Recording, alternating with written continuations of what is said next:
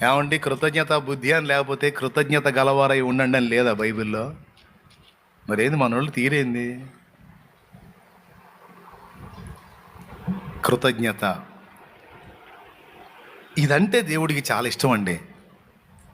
ముగింపులో చెప్తున్నాను, ఇంకా చాలా బుద్ధులు ఉన్నాయి బైబిల్లో. వినుబుద్ధి ఉంది, శిష్యునికి తగిన చెవిని నాకు ఇచ్చి ప్రతిదినం నాకు ఆయన వినుబుద్ధి పుట్టించుచున్నాడని ఉంది.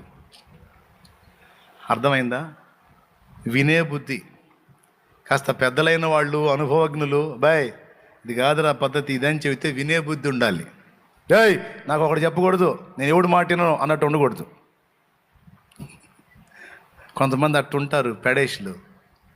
ఏ వేషులు? పెడేషులు ఉంటారు. వాడికి తెలియదు మనం చెప్పిన ఇన్సావాడు, వాడు ఎట్ట బాగుపడతాడు? వినుబుద్ధి యెషయా గ్రంథంలో ఉంటుంది.